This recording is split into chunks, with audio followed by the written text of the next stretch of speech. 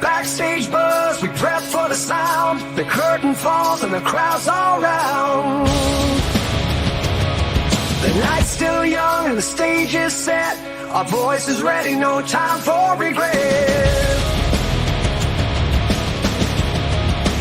Wisdom and laughter in a verbal embrace.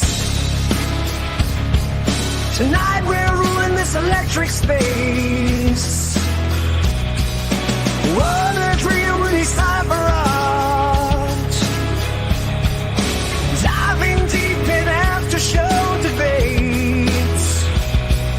Echoed by with hot takes so contentious. Hearts race on, our pulse relentless. Yeah, we're alive with every mic. Yeah, like the stars and like the night.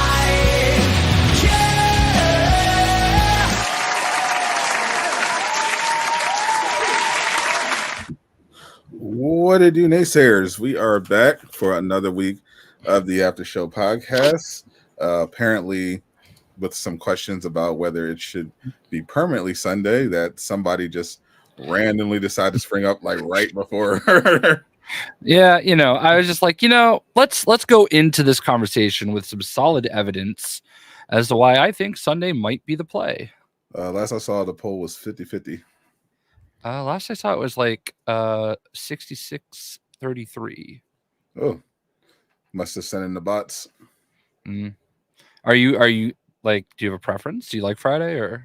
I don't care. I like what will get this resolved as fast as possible. Well, the reason why I think we did it on Friday was not to step on Doom's toes, because he was Saturday or Sunday a lot of the time. I was just doing it because Friday's cool. I'm fine with whatever. It felt like we were getting the same people either way. Yeah. And Sundays seems like there's not as much interfering on Sundays, but true. I'm fine either way. Fine. So, what did the poll say? Hold on. I'm trying to tweet that we're live. Who won? I want to know who won. Well, we have a whole day, but let me see. Yeah, polls will usually take that long. It is 58.8 Sunday, 41.2 Friday with 17 votes. All right, well, there you go. Let me drop it in the chat. Sunday, it probably will be.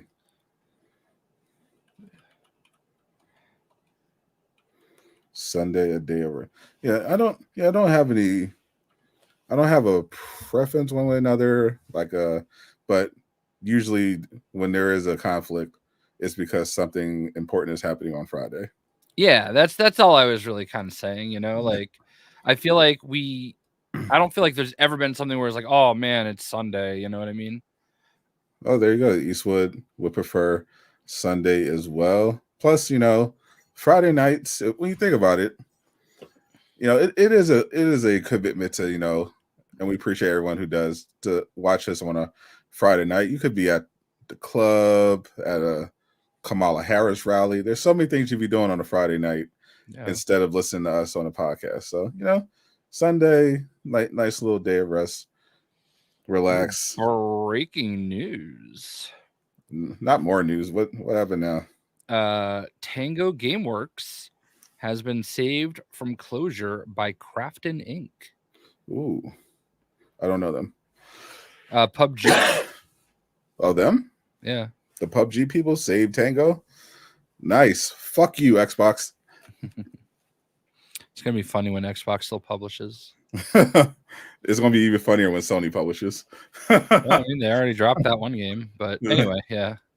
Yeah. I think the most important thing, rather than dwelling on, how terrible Microsoft was for doing that, is that those jobs are saved. Yeah. Yeah. And nobody got fired just so that, people at a company that was losing money could still lose money. Yeah. Well, in Microsoft's defense, you got to make sure the bar graph keeps going up. no matter what, the bar graph's got to keep going up on those corporate profits, So how did you enjoy your Fortnite experience? Uh, I guess I kind of got the perfect Fortnite experience. Spending 2 hours waiting in a queue for 10 minutes of content. That's, Yeah. isn't that very much Fortnite now? Yeah. Well, there's not usually queues, but there were a lot. There were that night. I mean, there like that's what happens. Is always when the big events happen, like everybody's logging on at the same time. They said that there were over 1 million people logged into Fortnite. 1.2 million. Yeah, but I don't know if that's what the Steam chart showed, so I don't know if that's real. Oh, yeah. I just saw the Fortnite in-game chart for that particular island, and it had 1.2 million concurrents, which sounds about right. That was pretty crazy. But if it didn't happen on Steam, did it even happen? Actually, no. That is how the law works. Right. If you can't track it on Steam, I don't even know if Fortnite is on Steam, to be honest with you, because it's Epic. So it is, but it's usually not in the top 10 or whatever. yeah. But it's there. You can find it there. But yeah, it is Epic Game Store and Epic's platform and console, of course. So I realized when I was doing my stream that I was wearing my Red Hood hat, and I was like, I probably should, like, it's Marvel. I should not do DC. So I didn't even remember I had this hat. I bust this out. This is the hat that Thor was wearing when he was Fat Thor, trying to become Svelte Thor. So I'm hoping it works for me. Yeah, so Jay, how did you enjoy your experience of having a Sadata Gamer stream last night? It was a wild stream. I don't know how you did yours, because once mine started, it was just like there were so many people that I like couldn't keep up with anything else. But like I opened my game up because you could have up to 16 people go in, and like whoever got in, and mistakes were made. There was like one poor kid individual. Like I know he was probably just a kid, but like man, he would not stop emoting and wouldn't like people that were in game chat said he was just not playing it cool and then got kicked. Fortunately, I was not in charge. I was not the host. So like I was not in charge, and I won't throw Free Willy under the bus, but the person that was in charge was Free Willy kicked him out. So blame. So yeah, it wasn't you. Don't blame Jay Shockflash. You know, just Jay Shockflash, just like MrBeast. It wasn't MrBeast. It was his employee, so he takes no responsibility. No responsibility for what happened. For what happened. Another big development. We went to Costco yesterday, and I am in a Lazy Boy computer chair, and it is so much better. This $150 chair is what I was hoping the one that you recommended would be, and it's not like the greatest chair of all time, but it's certainly better than that $1,800 Herman Miller chair. Fuck Herman Miller. Yeah, like I cannot even believe people actually. So I'm much more comfortable today, and I'm happy about that. Oh, so you're basically how I feel every time because of this beautiful chair. Yeah. So I don't even know the brand name of this. It's just great. It's a great chair. Yeah, it's just one of those generic Amazon chairs. So, but I didn't get it because it was Lazy Boy. Like they had 2 chairs. Yesterday was like tax-free weekend in Massachusetts, and we had like Becky had like bonus money. A tax-free weekend. Yeah.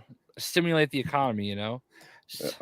It's you know they're so let me give it straight. They have a weekend where they don't tax you to stimulate the economy.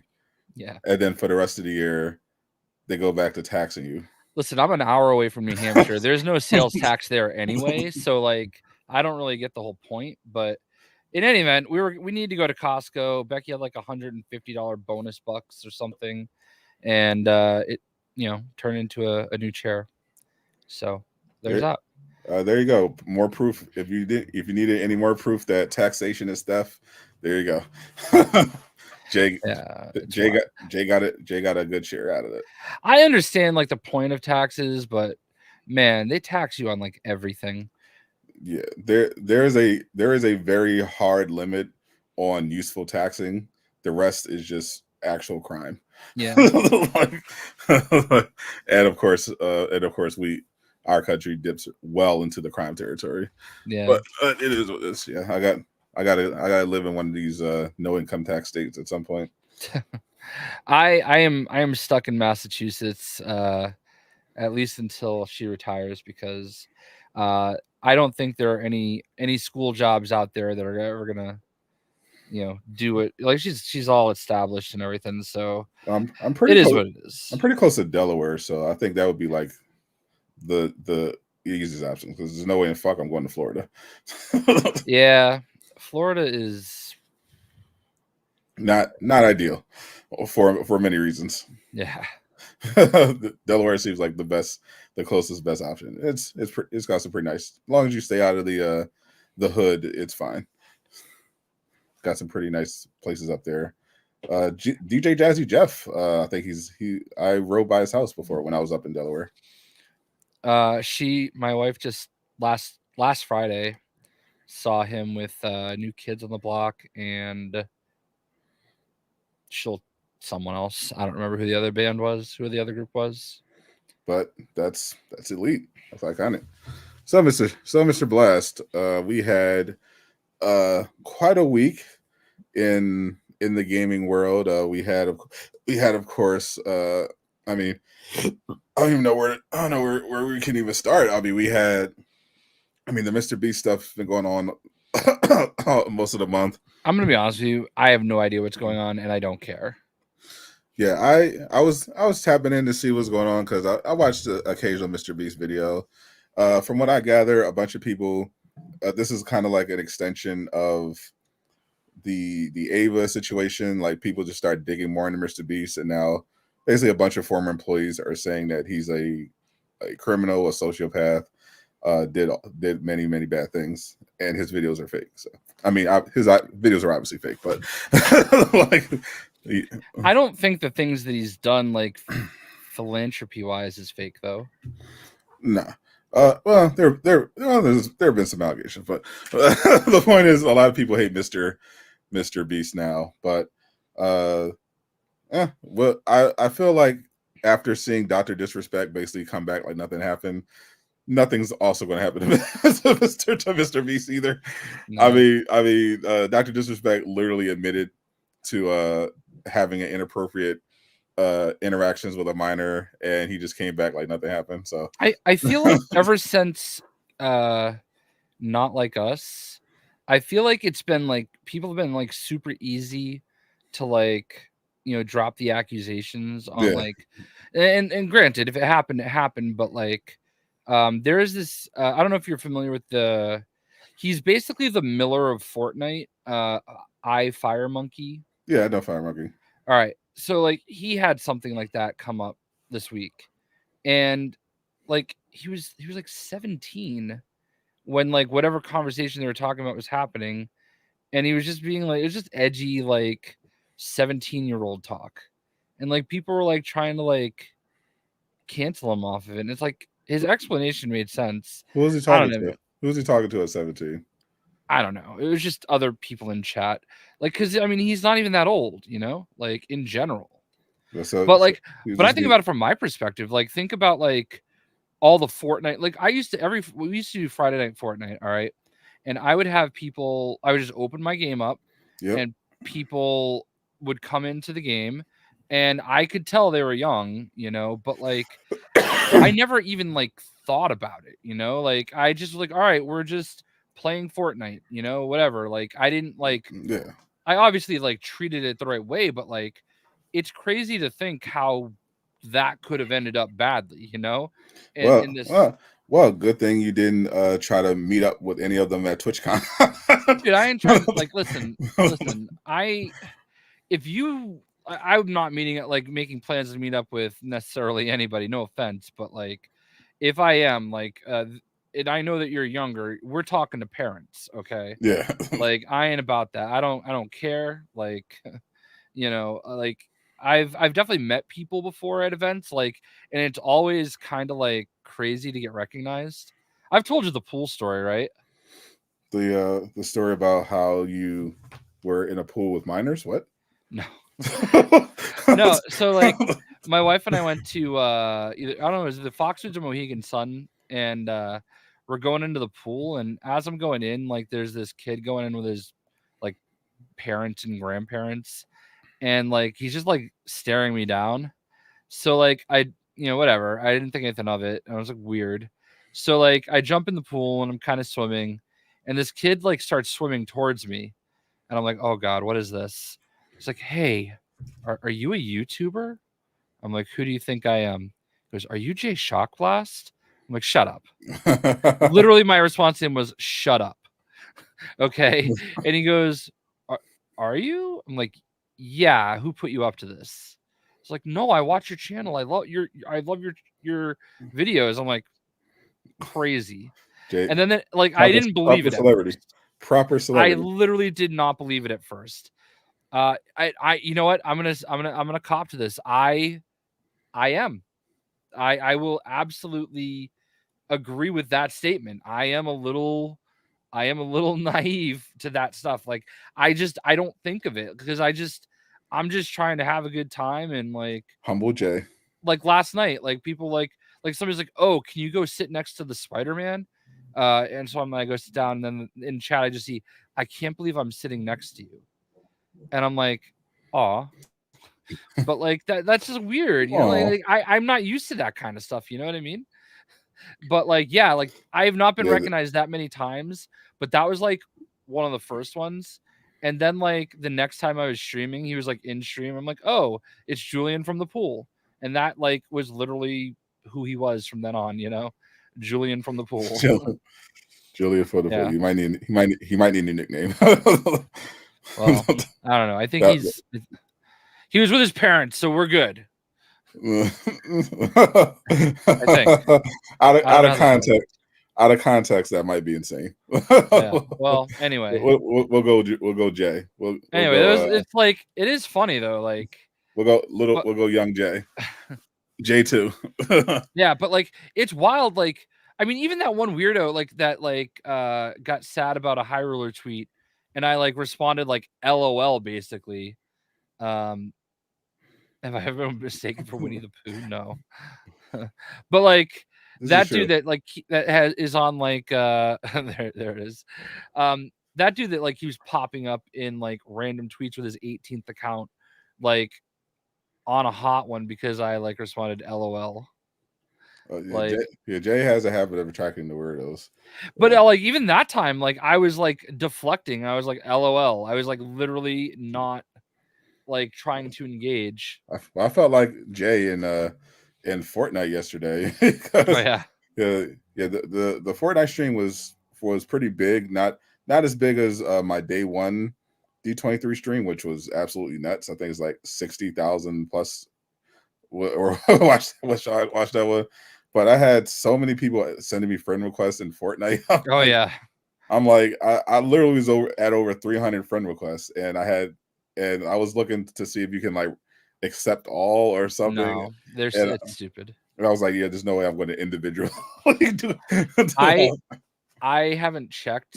Actually, I think somebody DM'd me and said, hey, you know you're still logged into Fortnite and your party is open. I'm like, ooh. So there probably like been people going in and out of my party all day thinking I'm there. Oh yeah, I definitely didn't log out. I just closed that. Yeah, I thought I did too. That's what I usually do. But yeah, man, I got to a point where there was so many like requests coming in. I just was like, I can't. I don't want to accidentally leave and not be able to get back in. Yeah, I was just like whoever joins. I don't care. I'm just gonna go full screen anyway when the thing starts. So you want to hang out in the party while run around with Wolverine collecting coins? Go for it. Yeah, that was fun. But yeah, D23. Wow, that was a lot, Mr. Shockblast. I guess we could just get that in because there was a lot to break down. I think this was one of my favorite moments from D23, hands down. My response. I love that my response is in there. Given old Red Hawk getting the Hawk tour, somebody spat my thing. I mean, this yeah, I can never unsee this now. That was like the most secondhand embarrassment I've ever felt for you. It was unnecessary because everyone thought it was hilarious, which it was. That was the tweet of the times. This was absolute cinema of a tweet.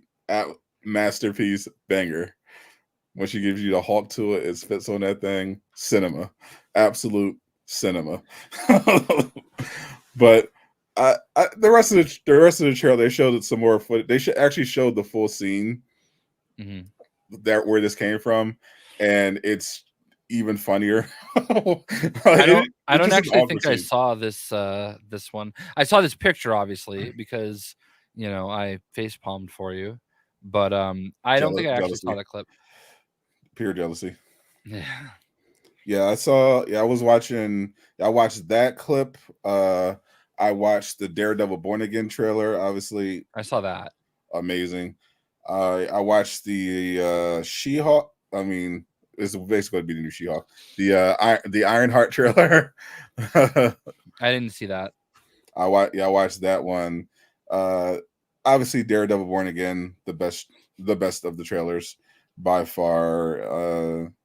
The Captain America: Brave New World. We'll see. Obviously, I can't take Red Hawk seriously ever again because of that unfortunate scene. But the movie was fine. We'll see if the reshoots paid off. But I don't know. I don't know about we'll do a reaction. How about we'll do a good old fashioned reaction, Jay?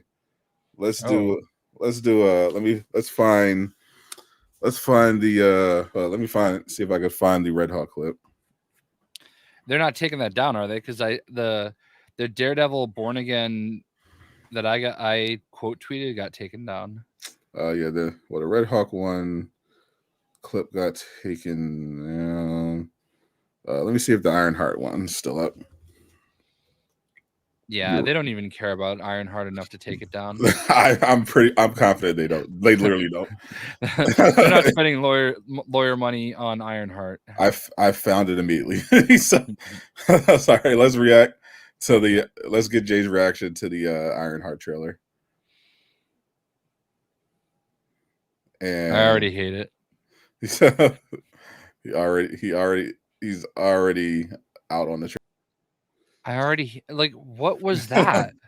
Yeah, so from what I gathered from the trailer, she comes back from Wakanda, and for whatever reason, Shuri doesn't let her keep her suit. So she's like, okay, well, I really need a suit for reasons, and she, I guess, keeps slacking off at MIT. They were complaining that she was using the resources without their permission to do her projects. When we first met her, she had already built her own suit, and she had built the vibranium detector, and she was just basically making money by taking tests for people. So apparently at some point she gets herself expelled and decides that she just needs to get more money to build a new suit. So she starts doing crime with the hood and gets a new suit at some point. Hopefully they explain it. They have 6 episodes to do so, but right off the bat, I found immediate problems with this premise. Well, as we know, they did not have Tom Holland submit to a life of crime. No, he didn't. Fortunately, he did not. He got his fancy suit from just being a good Spider-Man and Tony Stark taking an interest. Kate Bishop did not, enter a life of crime. She came to be part of the family. Well, to be fair, Kate Bishop comes from money. Well, I mean, her mom is a criminal. Trying to point out other features and how they did not fall into crime.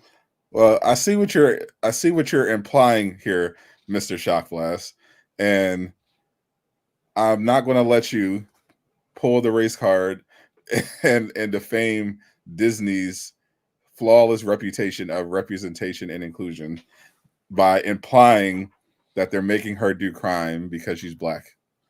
Yeah, I will say that is what they are doing. Like, I will just say that. Why? Like, she's not doing crime because she's black. She's doing crime because the writers are stupid. Right. There's a difference. I just don't like. What's the point of doing her story, Riri's story? All right, if you're not going to just make her one of the 10 smartest people in the world, which she's supposed to be, something like that. I don't know what number it is, but like obviously they are implying that she's incredibly smart and gifted, but like this does not.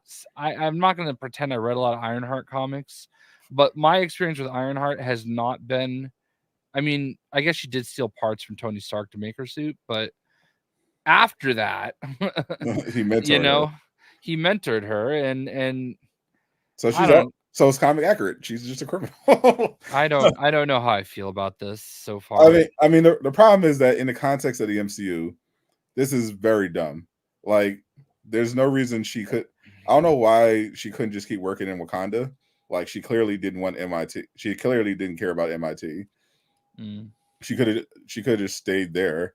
It's not like she had a lot to go back to. Or I don't know. Maybe instead of committing crime to get money for a suit, which we don't even know why she wants a suit, she could, I don't know, go to Happy Hogan and get an internship at Stark. Yeah. Well, I mean, he probably would give her a job on the spot. Like we literally saw a Deadpool Wolverine. Deadpool used a time machine device to travel to Earth 606 so he can interview for a job in the Avengers. You're telling me Riri Williams can't just walk down to Stark Industries and apply for to something? be fair, that was 2018 Deadpool. So, Tony was still alive. Yeah, but he wasn't handling the interviews. That was Happy. And now that Tony's dead, I don't know what's going on with that. You know what I mean? I don't know what the Stark story is at this point. The company didn't disappear. So Happy still runs it.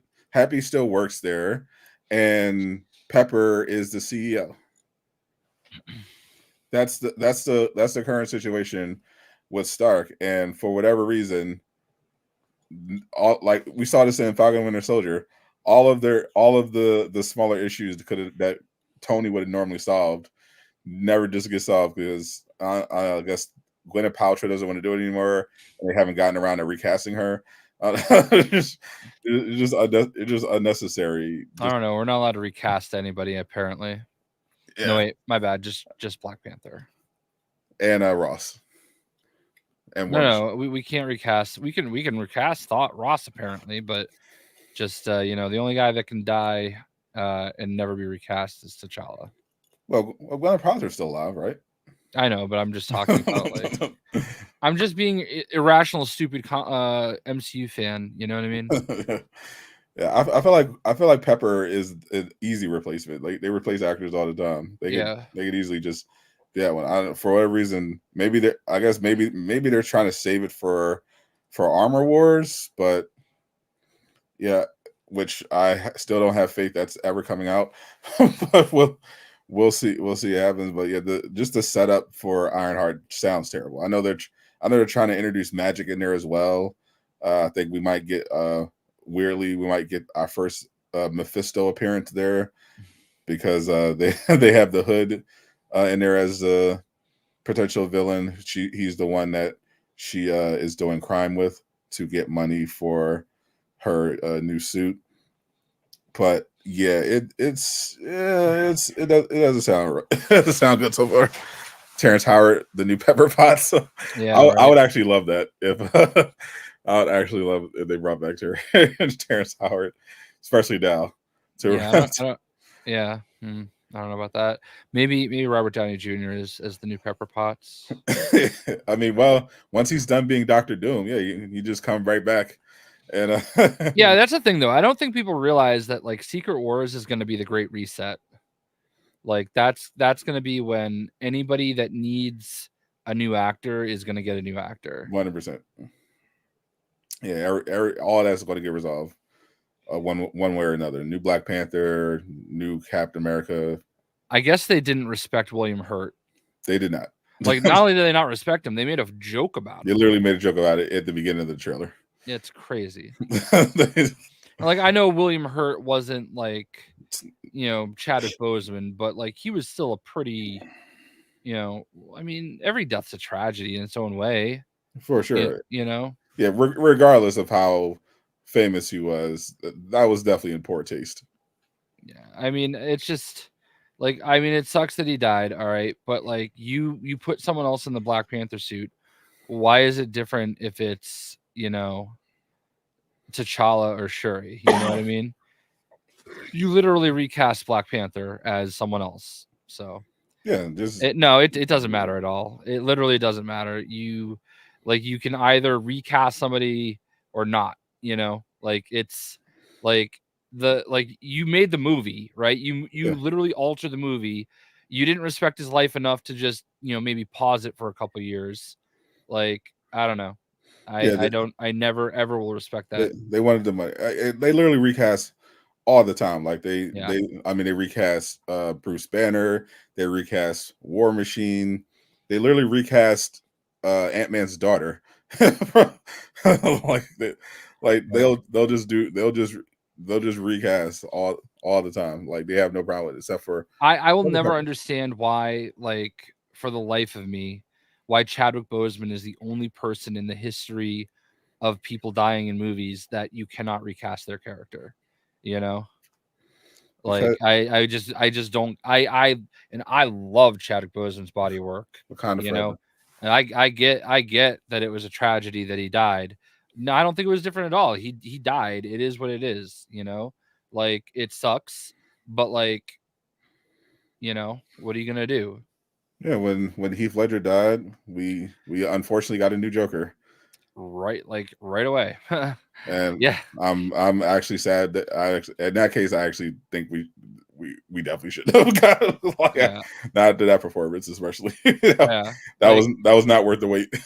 Yeah, I mean it sucks. Things happen, but like, you know, if this is what, like, they should have, if they really cared about it and were really hurt by it, they should have canceled the movie. Just canceled the movie. Or we could have lived without Wakanda forever. Like, and they do need T'Challa for Secret Wars. And they also needed money, so yeah. they didn't say no to the paycheck. They gave all this BS about, we're so sad about T'Challa. Yeah. Disney was like, we're very sad, but also finish the movie. Yeah, but like Gabe is making my point though. Look at all the different excuses that we're making for this one situation. You know, there's like literally a million excuses you can make, and everybody just keeps making them because reasons. You know, like it's because they care about him more. Like a lot. I get it, but like a lot of people, like, yeah, actors die, you know, but you know, it depends on how much of an impact they made. And Chadwick Boseman, actors die, but not as many actors die with leaving that sort of impact and kind of that feeling of unfinished business. Like he was very well beloved, and I understand it from the people who felt it would have been too soon to recast him. Like, I imagine if Robert Downey Jr. died after Iron Man 1 tragically, and they were like, oh well, time for a new Iron Man and Iron Man 2, like people would have fulfilled some type of way about it. They wouldn't have like pivoted and made a War Machine movie. Like they would have been like there would definitely been some similar backlash. I feel like obviously Disney would have still moved forward because they're Disney, they don't give a fuck. But it's just like, yeah, when it comes to someone that people have a big attachment to, you know, they feel they'll feel differently. Ultimately, yeah, it's what Bozeman and his family wanted. They wanted the character to continue to live on, and for that, I think that was more of an easier route to take because there was no ambiguity. T'Challa was a very important character to Chadwick, and he said he wanted more boys and girls to be able to have their Black Panther. They wanted to have their T'Challa. So I feel like that was pretty straightforward. And the worst part about it is, and I didn't mean to cut you off, but like they could have like the whole point of like T'Challa dies in the comics when Shuri becomes Black Panther because but Shuri was Black Panther in the comics. You clearly did not read the comics if you are like using that as your argument because Bast rejected her, okay, and she got T'Challa killed. Okay. And she forced herself to become the Black Panther. Okay. Her time as a Black Panther was awful. Okay. So, but the bigger point is they could have still used, T'Challa dying and Chadwick obviously dying as part of the story and brought him back because it was part of that story. So that's not because of Snipes or anything in particular. Right. That's just incompetence. it has nothing to do with him going to jail. The reason why we haven't had a Blade movie yet from the MCU is purely incompetence. They keep putting incompetent people on the project, and fortunately for us, they have producers or whoever to come in and who are overseeing it and saying, "No, that's dog shit. We're not doing that. Get a new writer, get a new director." And we're just on this kind of constant loop where they bring in a new team, the creative team is bad, and they get replaced, and Mahershala Ali is just waiting around for them to get it together.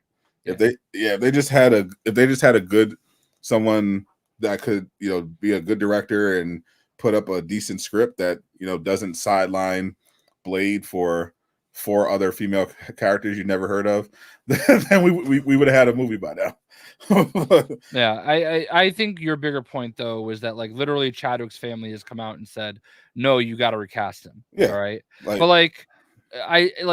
this is what Chadwick himself wanted. Exactly, but like we're getting like multiple Black Panthers in different movies. Like we're getting different Black Panthers in every other place. Like stop pretending we like. Nobody's sitting here saying, "Oh, you can't do Marvel 1943 because Chadwick died," And then there's the EA Black Panther game allegedly. Yeah, well, if anyone was objecting to the 1943 one, they're just dumb because that takes place in World War II. I know. I'm just saying, like in general, like but child's not even alive yet. Right. No, I get that, but I'm just saying. But there was some pushback because of the rumors about the EA Black Panther game, specifically because according to Jeff Grubb's intel, and this could obviously change because it's early on, but the premise was that instead of you taking over as T'Challa, you're a new Black Panther who's taken over after the previous Panther dies.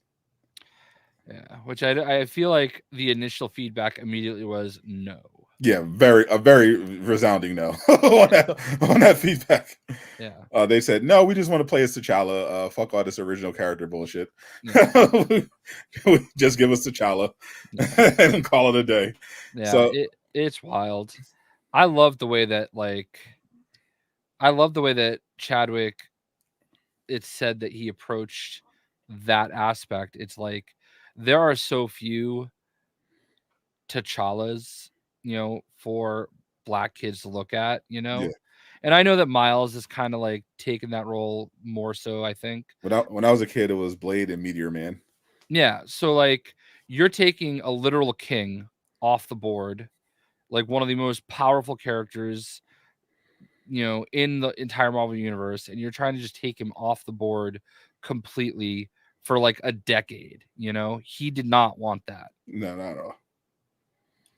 So whenever they whip out the new Black Panther, I'll be looking forward to seeing it, and I'll be fully supporting it, and of course playing all the games because love Black Panther. Hope hope he gets a little bit of a buff in Marvel Rivals, but other than that, I'm all aboard. You know, we gotta move forward with the new Black Panther. Not necessarily sold on the new Captain America. I hope we get after the reset, we get a Steve Rogers again, and we can go back to Falcon.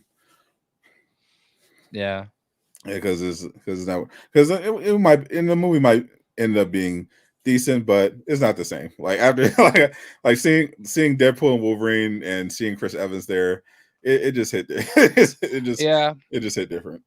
Yeah, I feel like I haven't. Yeah, I feel like I haven't loved them leaning into the not my Captain America, basically. You know what I mean? Yeah. I feel like that has really hurt. What is that? Which dog is that? Oh, it's the new one. Evie. Yeah, she does not move slow At all. Like everything she does is like full on panic mode.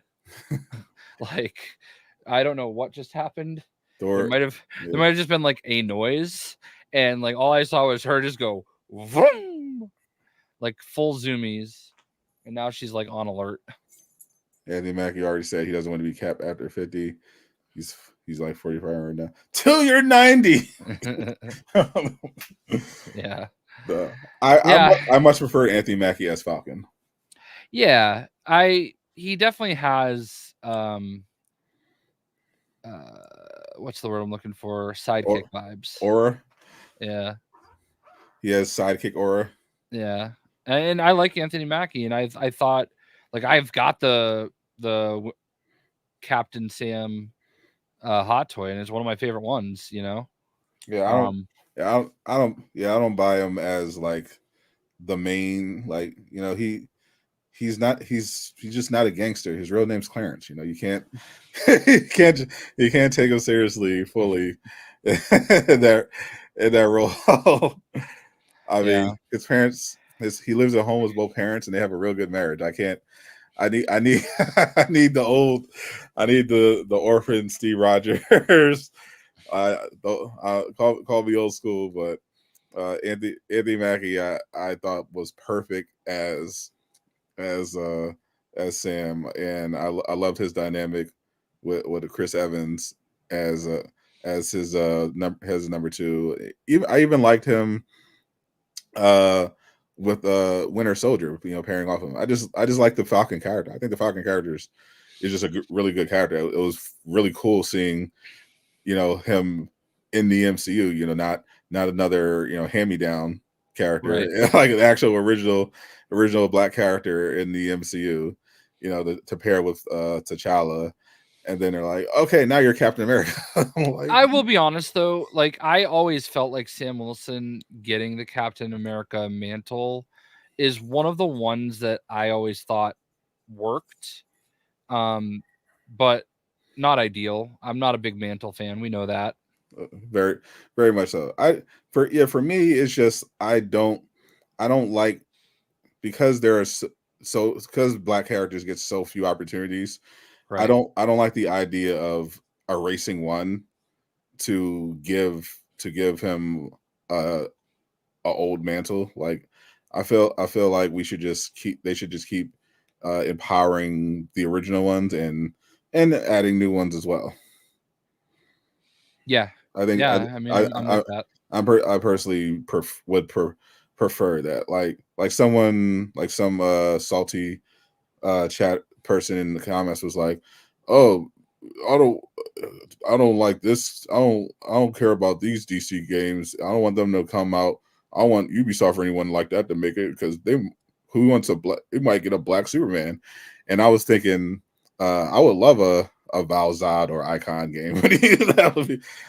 Yeah, as long as it's Val-Zod, I feel like, you know, like I'm okay. That's always been my point too. Even when they were like talking about doing Michael B. Jordan as Superman, as long as it's Val-Zod, who cares? Like, perfect. That's how I was saying. Like, do an Earth 2 Superman movie, no problem. Or Icon. Do some Icon stuff. Like I'm all for it. Like I don't care.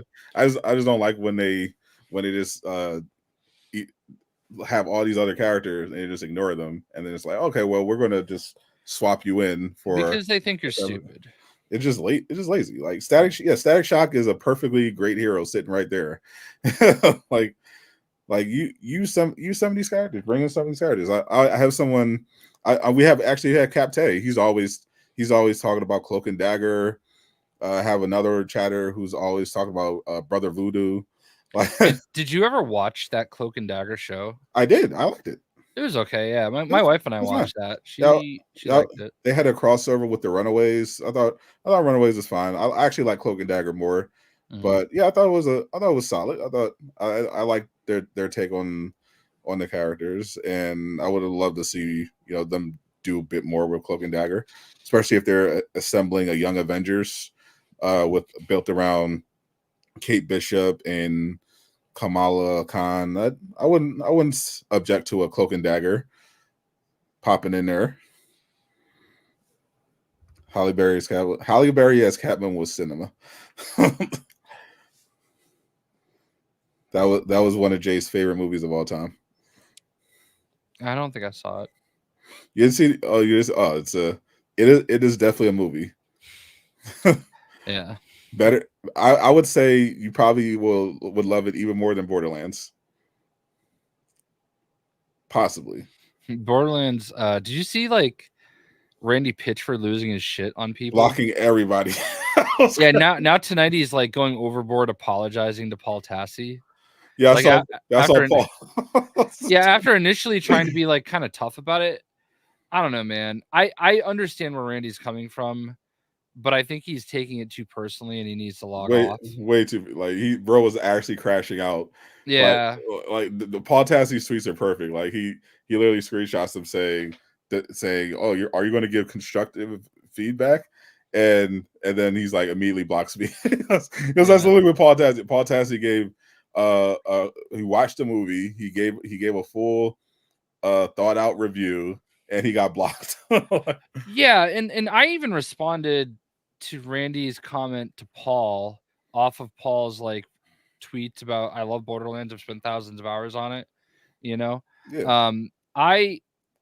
Paul Tassi is one of the few journalists I actually follow. I don't really follow many actual games journalist people. Same. Because literally it's just Paul Tassi and Jason Schreier for me. Yeah. Yeah. And because for a long time I didn't even follow Paul Tassi because enough people retweeted him where I was like, I don't need to follow him. I'll just see it. And then finally I was like, all right, this guy seems cool. I like him. I'll follow him. I did the same thing with Schreier, by the way. Yeah. I just was like, I don't need to follow all these people but I trust those two. I feel like they are always fair, and I might not agree with them, but I don't know. And that's kind of what I respond. I'm like, I don't know, man. I feel like I don't know Paul, but I feel like he's pretty fair. Yeah. There are definitely times where I don't agree with Paul on or his takes, but it feels like he in general approaches every situation where here's my honest opinion. Take it or leave it, and he tries to consider his options. He tries to be transparent about where he's coming from, and especially when it comes to something like Borderlands. Clearly, Paul Tassi's not some random Borderlands hater. He clearly, if you're seeing people who love Borderlands saying your movie's bad, just it happens. Yeah.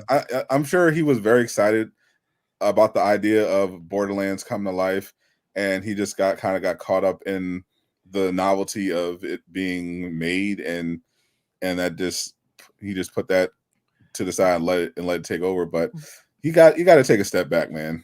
But I also can tell that it means something to him that that people like Kevin Hart and Kate Blanchett and Jamie Lee Curtis are playing characters in this movie. You know what I mean? I think that means something to him, even if they're the wrong choices. And I don't think they also necessarily were huge Borderlands fans. They just right. They were like, oh, video game movies are trending. Video game adaptations are trending, and we're going to get a lot of money here. So yeah, I don't think we've heard anything about Wolverine on Rivals. So yeah, there's that, Eastwood. But I hope you have a good night. I mean, I can't say anything. So all right, well, we'll say nothing. I'll say, all right. Let me give you my my sort of Borderlands review. I think, and I hope nobody in here like doesn't understand what I mean when I say this. I felt like the movie was a little rushed. They kind of like pushed through it a little fast. Not that like, you know, it was in development for 9 years. Rushed. I could not believe how stupid that person was. But I felt like it was a little rushed. I felt like it looked like the set pieces were amazing. Like the visuals, the set pieces, the monsters, like all of that was amazing. The bandits were amazing. I thought Kevin Hart was better than I expected as Roland. I thought Cate Blanchett was just terrible as Lilith.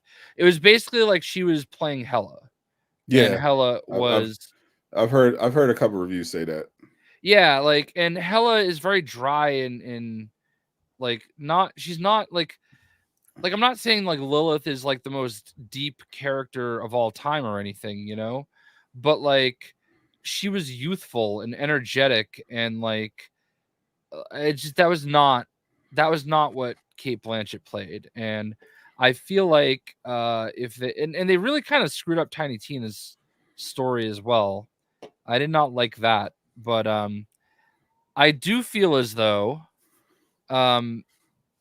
it was okay. It was just not great. Yeah, I'm not a Borderlands guy. I had no intention of watching it. And after hearing all the reviews, I'm definitely never watching it. I think in order to have any enjoyment whatsoever for it, you have to be a Borderlands fan. Yeah. Like, if you're not, you're just gonna be like, all right, what was that generic pile of drivel? Yeah, that's yes. I'm probably God, running suits at the. I think it was today actually. I was or recently. Well, they showed 5 different helmets in the thumbs up or thumbs down. That's what I give it. Was this Rome? You got to pick one. I gave it a 5 out of 10, so it's literally the middle. Right in the middle. I would say you could probably live without seeing it in the theater. Or at all. I bought there are 2 different steelbooks for some reason, but I pre-ordered mine. I love steelbooks. The Amazon steelbook looks amazing. Jack Black was actually really good as Claptrap, I will say. I've heard people say he was awful. So yeah, I've heard that too. I think it's a matter of taste. I thought that, like, well, first of all, I've heard him compared to Jar Jar Binks. I thought he was like his lines were pure Claptrap, okay? But like I thought he did the best he could. Claptrap just has one of those voices, and I thought he did his best, and I thought it was gonna be a train wreck, and I thought it was pretty good. And I heard that he was never on set, like once. Wow. Which makes sense, but like kind of crazy to think about. Yeah. Well, I'm sorry that Jay didn't get his Borderlands adaptation. Maybe we'll get a show adaptation that turns out to be good. That definitely did not hit. There was so much going on that I felt like the MCU panel was okay. I feel like the Pixar panel was nuts. They were cooking. I feel like when Disney got to the animation panel, they actually was cooking. Like there was a lot of stuff. They definitely are leaning into their sequels. They recognized after their last several flops what they kind of got leaned into. They got back into it with Inside Out 2. Now they're doing Inside Out spin-off film. They have a show. It's a sports show coming. They have a new original, but the rest seem to be sequels. You got Moana 2. We're getting an Incredibles 3. We're getting a live action Lilo and Stitch as well. Frozen 3 is going to be a 2-part movie. So Disney Animation is very much leaning into the sequels. Toy Story 5. And I'm kind of here for all of it. I'm kind of here for all of that. Yeah, I mean, I'm not. I've I'm not a strangely never been a Pixar guy. yeah. That is very strange, Jay. I think you might Like, have I respect the movies, but I don't know why. I just never really kind of got into them. probably because you're old. Sure. Maybe. That might be what it is. But maybe I think Jay feels the way about Pixar the way I feel about Lilo and Stitch, and I think that was because I don't even think it's necessarily age thing because I love Pixar movies even after I was growing up. I just think they're great. I just think they're great movies. All of them, aren't the best, but I loved all the Toy Story ones. Obviously, I loved stuff like Up, Inside Out. I never got Lilo and Stitch was the one thing that's super popular. Same of the SpongeBob. I like SpongeBob was a little past my time. I had already kind of gotten out of that. A lot of people love SpongeBob. I appreciate the memes. Never really a SpongeBob guy. I watched Lilo and Stitch. I thought it was fine. Didn't really hit for me at all. I just thought I thought it was okay. But a lot of people were excited about the live action one. I'm probably not going to see it. I honestly just don't care about Lilo and Stitch, but I'll definitely see Frozen. Most of my Pixar exposure is from Lego The Incredibles, because obviously they had the full Incredibles storyline, of course, and they also had some other Pixar like Lightning McQueen. Yeah, and Cars was okay. Wally was obviously cinema, absolute masterpiece, as were The Incredibles. But yeah, Cars was okay. I wasn't a huge Cars fan, but I saw it. I thought it was decent. Yeah, I don't know. I just yeah, I don't really have anything positive. Like, I mean, hey, The Incredibles are going to be in. You didn't love Toy Story? I mean, I like Toy Story, but I don't know. It's just Wall-E, The Wally's Incredibles. fine. I'm not like a big Pixar guy. That's all. So weird. But The Incredibles are going to be in Fortnite. Yeah, definitely getting my Frozone. Definitely getting my Frozone and Elastigirl skins. Sorry, Mr. Incredible. Yeah, I don't know I'm just so annoyed that they still haven't added more like preset slots. I'm hoping that's what they do for this new season. They like ruined. I'm having to delete presets that I want to keep. I have literally one preset. Pixar is the only thing that makes you almost cry. By that he means he absolutely breaks down in tears every time. It's okay, Gabe.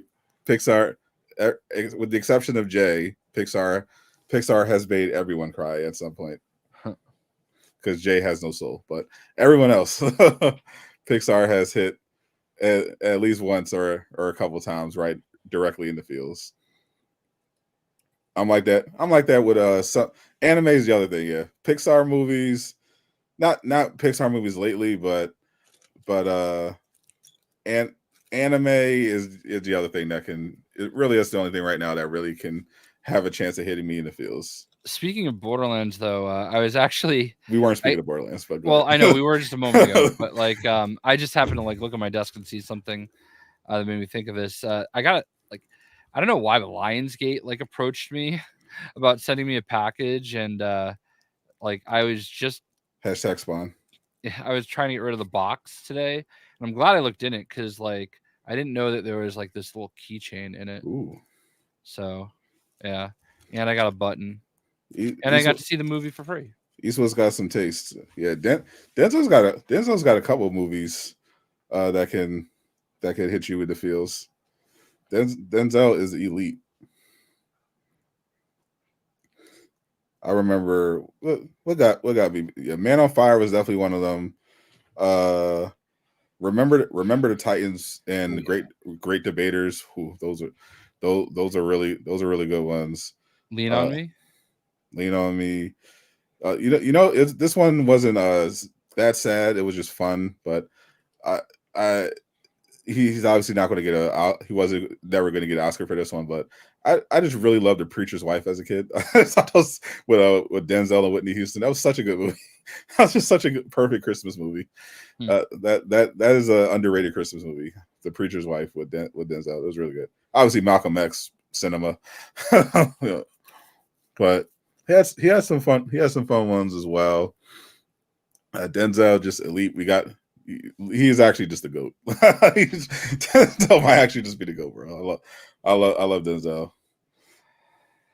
If there is a movie with Denzel Washington in it, can you answer the Spider-Man 2 question? God damn it. Spider-Man 2. Oh, hold on. What is this? The Aftershow you need to tell so that the gamer, or are you going to play Marvel Spider-Man 2 DLC announcement when it are you gonna play it, J Shock Blast, when it comes out? I'm actively working to cancel it. Well, there you go. J Shock Blast is working behind the scenes to get the DLC canceled, and can't cancel something that was never announced, though. True. That is a technicality. Only movie you watch is director's cut for Rebel Moon. I forgot to watch that. I heard it's just as ass as the original. I forgot about that. I was watching the new season of Cobra Kai hit, so I watched that, and I was watching the new season of Umbrella Academy. Do you want to know what my wife and I have been watching? What's it called? Steph Curry's show on Peacock. Really? I don't know why. Like we were feeling patriotic and USA. Yeah, and I don't know. Like she just wanted to watch it. It is. It is a thing. It's a thing. I mean, he's got a great family, so it sounds like I West Coast. I'm gonna be honest. Got the East Coast bias. I don't get to see stuff enough. I would say losing to the Warriors in the NBA Finals was really frustrating, but like Steph Curry is probably my favorite non-Celtic, like other than Anthony Hardaway. You know, like finally a good J Shock Blast take. Yeah. I like it's so hard. Like he's one of those people where you lose to him. And you're like, God damn, man, that dude is just ridiculous. Yeah. What is it? You saw that shot he hit over. So I went out of my way to watch the game live because I was like, I don't want to watch the highlights.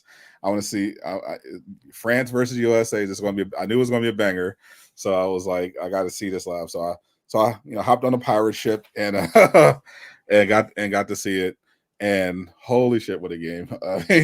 When Steph Curry hit like a couple of threes in the fourth quarter, I knew the game was over because I was looking at the defense and how they were reacting. I'm like, oh, it's over. Like once you give Curry, especially in crunch time, you give him a couple threes, and it's over. Like you lost the game. Like he's gonna bury you. That shot went in. 100%. Like hang it in the Louvre. You know, like you're literally in France. Like look at that. I mean, like that's just insane. When he hit that, is that the greatest shot in Olympic history? Night. I might have saved a lot of Steph Curry. I mean, pictures. I don't blame you at all. Like I'm a big Steph Curry guy. I also have these ones. Well, we don't need those, but these are all dedicated to Sadat the Gamer. I don't want them. You can take them back. Now, I think one of my favorite parts of what Steph Curry did that game is that it overshadowed LeBum. How did LeBron get? Like, listen, LeBron was the second best player on USA consistently, but fuck LeBron. Steph Curry won them the game. I don't but I feel like Steph Curry won them like all the games. You know, 100%. I don't understand how he wasn't the MVP of that. Yeah, they would literally. LeBron did a great job as point guard, but if it wasn't for Steph Curry, they wouldn't even be in the gold medal game. Anthony Davis also deserved some flowers, at least for the gold medal game. Like he was he came up huge for them. You know who really deserves some respect? Joel Embiid, because we were dogging him for right? good reason. He played Jokic like so well. Like I feel like one of the biggest reasons we won that game too was because Embiid came in and kind of shut him down. Like, and I'm not the biggest Embiid guy, but like he did what he had to do, and I love Embiid, but they almost lost the game because he's a liability on defense. Yeah, they didn't play Tatum against Serbia. That's it. And it was like a situational thing. Yeah. Like I don't agree with it, but like I'll tell you another thing that I came out of this Olympics feeling. Here in New England, it's very popular to like do the Brady versus Belichick thing. Right. Who's responsible for the dynasty? I know the answer to why Steve Kerr has a job. Okay. And it's Steph Curry. 100%. I thought Steve Kerr was awful. Like I did not understand like a lot of his decision making. Like there was one like Anthony Edwards is obviously the future of the NBA. He's going to be a top 5 player. He is going to be our best player probably in the 2028 Olympics. Okay. Probably. He was really bad at times in the Olympics. Like he was really good too. Don't get me wrong. The defense was elite, but we saw what we kind of saw in the playoffs. He really can struggle sometimes if he can't get to the rim. Yeah, and I just feel like there was opportunity to play Tatum at times, but it's like they're 40-minute games, and like honestly, there were times where I was like, do not take like in the gold medal game, I was like, I want LeBron, KD, and Steph on the court for the last 20 minutes of the game. There's 100%. No reason for them to come out of the game. AD as well. He did pretty good. His rebounding and defense were outstanding. Booker, he didn't shine really. He didn't do much offensively, but defensively, Booker really stepped it up. Like I think that's why he was taking so many minutes away, because usually they would maybe take up Booker for Tatum or Edwards, but Booker was just he was solid offensively when he needed to be, and he was just playing really good defense. Yeah, it's weird because I think Tatum averaged like 15 points a game in the Tokyo Olympics. So like, yeah, but he just didn't. I understand, like his shot just wasn't there. I'm fine with it. He needed a little bit of rest. Yeah, they had their favorites, so I was fine. I was just like blown away by my love for Drew Holiday though grew even more. I don't think my love for Drew can go any higher. He's just a baller. I never really appreciated him until he was on the Celtics. But seeing Steph that's why I love. That's why I kind of miss when the Warriors are like competing in the playoffs, because there's nothing like watching really there's no experience like it when Steph Curry's on a heater. Like when Steph has it going, it's like when he hit that shot over 2 people with LeBron James and Kevin Durant wide open right there. I kind of knew it was going in, but even still, when it went in, I screamed. I actually screamed. Oh, when it went up, I just said night night. Yeah, I was like, I just knew. I'm like, there's no way he's launching that. Literally, because I thought he was going to swing it, because I was like, because he made those first couple. Like I knew he was going to make those other ones, because I'm like, bro, that's you if you're going to put 2 on the ball and go in rotation, you have to leave someone on Steph. You can't like they kept flying by Steph on his pump fakes. You can't jump on a Steph Curry pump fake. He's just going to step to the side and hit the 3. So I knew those are in. But then when they trapped him, I'm like, I thought he was going to pass it. Then when I saw he shot it, I was like, no way. But then a second later, I realized, oh, it's Steph. It's going in. You know what the crazy part is? Who are they? They were losing to Serbia, right? Yeah. And I was like stressing the fuck out. All right. And I was watching on Peacock, and I don't know why, but Peacock, like I was getting these little hiccups. Okay. And I don't know what happened, but I was somehow like 5 minutes behind, because people were, I was watching Twitter too, and people were reacting to stuff. And I'm like, wait, I don't understand. We're losing. So I hit refresh and went from down 10 to up 5. And I was like, never more relieved to not have to have lived through being down like that. But yeah, I don't know, man. That was kind of annoying. Thomas, relax. It was a joke. I know I don't work for Insomniac, bro. Or does he? Relax. Jay doesn't work for Insomniac. He actually works for Warner Brothers, but his reach extends everywhere. Yeah, he can get it done. But Steph Curry has I'll give them their flowers. I know I saw they were the women's team won as well. Yeah, that in a much tighter game. They literally this was like a Kevin Durant from overtime. A Kevin Durant foot on line situation. I saw everybody was memeing about how I guess they could have used Caitlin Clark and Andrew Reese, huh? Yeah, I mean, to be fair, they're absolutely correct. They were left off for political reasons, and they did not look good. They showed poor Diana Taurasi's stat line. They said I think she was averaging like less than a point per game. Yeah, I mean, honestly, they could have put Caitlin Clark over her, but I mean, she got her legacy gold. Yeah, I mean, so at least they won. That's the important thing. They didn't lose. And they won't be able to pull that shit again in LA in 4 years. So 61-0. That is very impressive. Yeah, once they add Angel and Caitlin in 4 years, they're going to continue that win streak, obviously. And everybody. Sorry, the men's team. I don't know though. I'm not worried. That was actually what I was going to get into. People are like, oh, you're not going to have Steph, LeBron, and KD next time. Okay, that's fine. Okay, Anthony Edwards is going to be a star by then for sure. All right. For sure. You'll have 4 more years of Tatum growing, I think will be good. You'll have Cooper Flagg. I don't know if you've heard much about him. I think we were literally talking about how Cooper Flagg, they brought him in to scrimmage against USA and he absolutely fucking cooked them. Yeah. So Cooper Flagg is going to get drafted number 1 overall out of Duke next year. Whoever gets him is going to have it's going to be Wemby all over again. All right. So we're literally about to have like 2 decades of Wemby versus Cooper, Yeah. I don't think Cooper is like Wemby level, but he's legit. I think I wonder would they invite Ja Morant? I don't know if Tatum wants to come back. I actually think Tatum does. I think that's what he's been saying today, because I don't think Kerr's going to coach next time. Oh, I think he officially retired. Yeah. So I think that's fine. I mean, who knows? I know Jalen doesn't want to come. is salty about it, but I mean, wasn't Jalen on the team in Tokyo?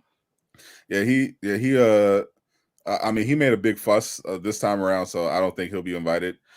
Yeah, I don't know. I don't like it's so far in advance, and I feel like basketball in the US is like as far as like attracting athletes, it is like the sport, I think the issue is that even though they had Steph, they had LeBron, they had Durant, they still had to work for it.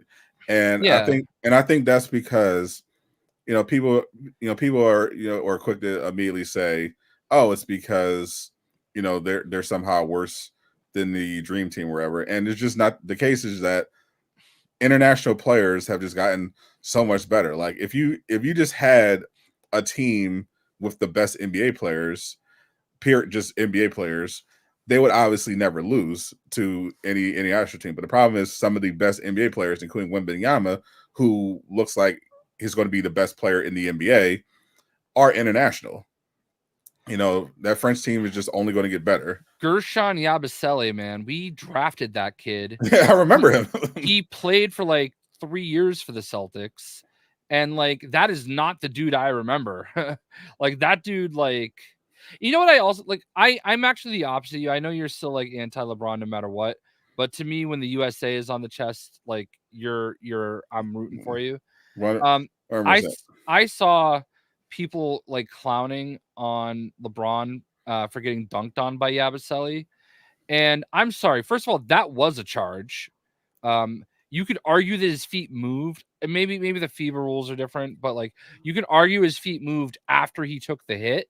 But like, I'm sorry, what I saw was a 39-year-old man getting charged by a young buck that is like built like a brick house, try to take the charge for his team. Like, you can't clown on him for that.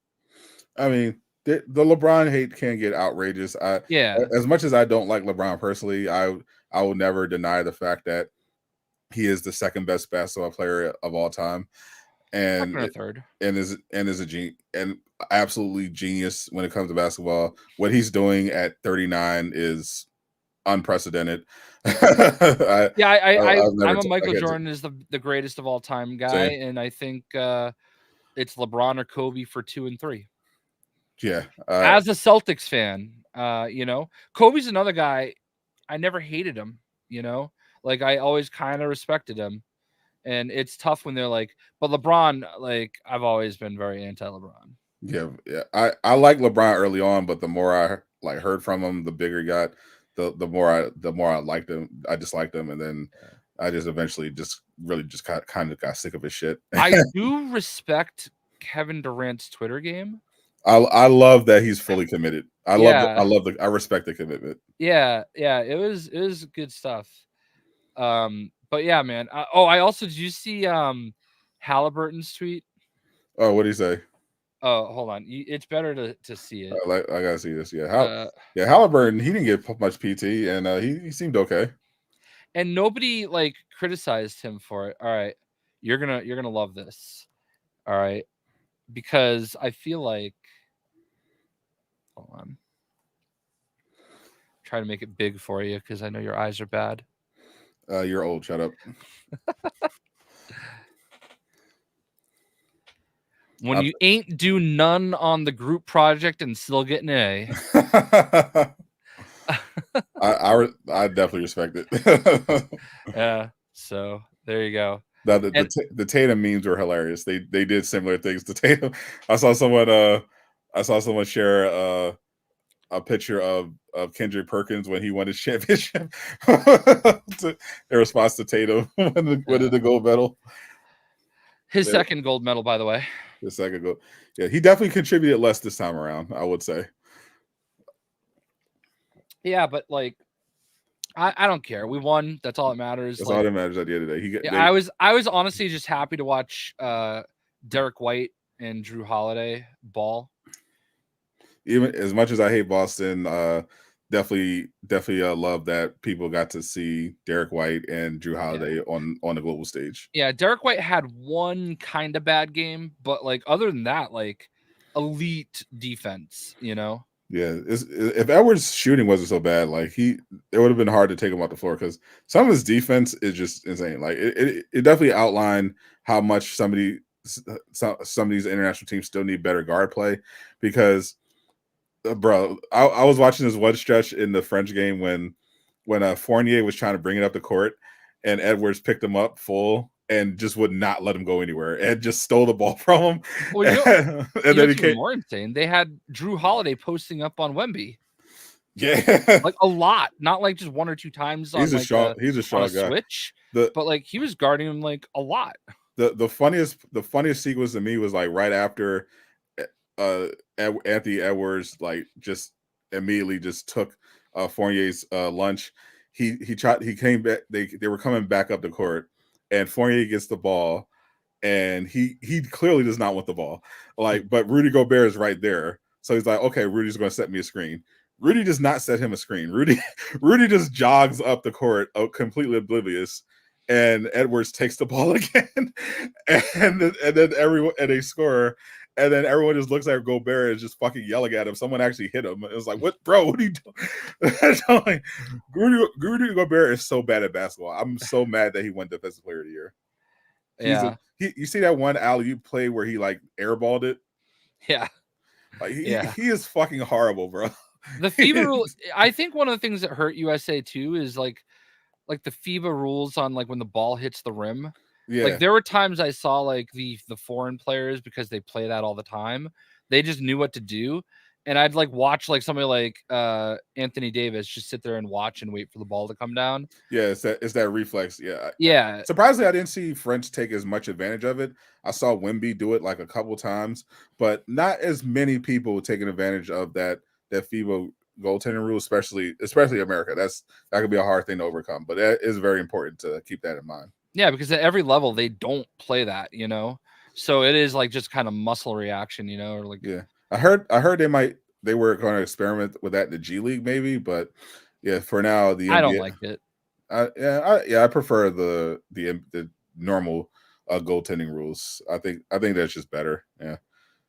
It's just not just be able to, like, if the shot's going in, like it should be allowed to go. You shouldn't be able to just stop it from going in. I don't like that. Yeah. I don't know what's going on with WB and Fortnite. Actually, yeah, we can. That's a perfect transition because WB was the other big story. So I covered both aspects of it, but I know the big thing that people were talking about was the fact that WB had a $10 billion oopsie on their balance sheet because after they lost the NBA to Amazon, there was a reevaluation on their legacy TV assets, and turns out without the NBA, not worth as much. $9 billion, I think it was $9.1 billion less, in fact, in value after reevaluation. So that wasn't great. But I think the big thing that came out of that earnings call was that Zaslav remained committed to gaming, but more importantly, making games around their big IPs like Hogwarts and DC, and specifically, and this was the big one, they've been getting outside offers from other companies and studios to develop games based on their licensed IP, and they're finally saying yes. We saw they do that with Arkham Shadows. That was a MetaQuest own game, but Zaslav confirmed that going forward they're going to be finally doing what Disney's been doing all these years, which is licensing out Marvel games to other studios instead of building it themselves. Just kind of shows you how insane the leadership at WB has been, that they're just now getting back into this. Like, to me, that was such a no-brainer. Like Disney was very smart to actually do that because there's literally no risk there. Like, right. The other studio's taking all the risk. They're literally paying you to make the game. Right. All you have to do is just get out the way. Like you provide them with some assets, but you're just getting out the way. They're paying for everything. They're developing the game. They're taking all the risk. And not only do you get a licensing fee, but you get a cut of the revenue. So you went out of the way. Yeah, but specifically as to Steven's question though, I think, I don't know this for a fact, but I've heard that something with multiverses is the reason why we haven't been getting more DC stuff in Fortnite. That could make sense. It's dumb, but it can definitely, I can definitely see that because they really, they wanted multiverses to be their Fortnite, and it's clearly not and never will be. But yeah, I think what they need right now, especially with their game division and their overall $37 trillion in debt, $37 billion in debt, is to actually just get this stuff out there as much as possible. Like Fortnite had over 1 million people watching that that showcase for the Fortnite Marvel season. There's like, imagine if they were announcing a DC Fortnite season. like this is just a common, to me this is just common sense. Like, why? Like, I understand you love you want multiverses to work, but multiverses is not Fortnite. It's never going to be Fortnite. Yeah, I don't think there's a correlation between the two either. Yeah, Fortnite is one of the biggest games ever. Like, you growing and still growing. Put your fucking IP in Fortnite. What are you doing? Yeah, just do it. Yeah, it's the best advertising you can get. Literally the greatest. Like, you got the DCU coming up. We got the Superman Legacy coming out next year. There should absolutely be Superman Legacy skins in Fortnite next year, 100%. Like make that happen. Like they if they're finally getting smart, they'll be doing that. And obviously the big thing we're thinking about is finally, DC games being made by studios that aren't owned by WB. So maybe like a Naughty Dog or a Sucker Punch, Capcom, Ubisoft, EA, all that's on the table now. So the question I say, Jay, is who would you want to make your Batman Ninja game? Whoever made Ghost of Tsushima, obviously. Sucker Punch, then. Sucker Punch, yeah. I'd actually be kind of cool. Like, I think Ubisoft could do a good job with it. Oh, don't say that, Jay. You're the devil. Am I? I think, yeah, I put that in, and I was like, and I agree. Like Ubisoft, you say what you will about Ubisoft, but they are the masters of the open world game, and I think open world Ubisoft game with DC characters would be really cool. Like I'm thinking of the different characters they could do. Ubisoft. I know there was a potential rumors of a Ubisoft Daredevil game. I would love to see their take on a Daredevil game, or just to get more into superhero stuff. But if DC is on the table now, we could talk about Green Arrow, Martian Manhunter. Obviously, Superman is the obvious choice, but I just want more of these DC characters to get some shine. The Flash. I want to see them get some games. I would absolutely love Dark Justice League Dark game. That Cool. that would be awesome. I could definitely sing that. I would definitely love a Green Arrow. Yeah, Green Arrow. I thought that like Rocksteady making a Green Arrow game would be great. Yeah, 100%. I don't know what single player game they're going to do. The rumor is that it's Justice League, but I think a Green Arrow. I know I 100% know what some people on Twitter would say if they announced a Green Arrow game. Superman.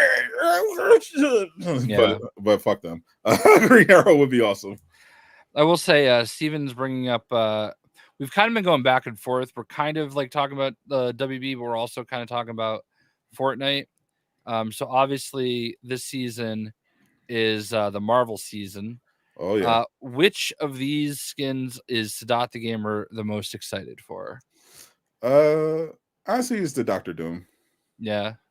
I'm gonna be honest with you. When I saw that freaking Mysterio, Mysterio was sick, but yeah, I'm more interested in the weapons, to be honest. The Iron Man repulsors, the War Machine set, Shuri and Doom's Mythics, they look so fun. Yeah. The last Marvel season had a bunch of mythics too. The Iron Man, they definitely improved. Doom's last season was like this gigantic ball of energy you just threw. So they definitely look like they did a way cooler job with that.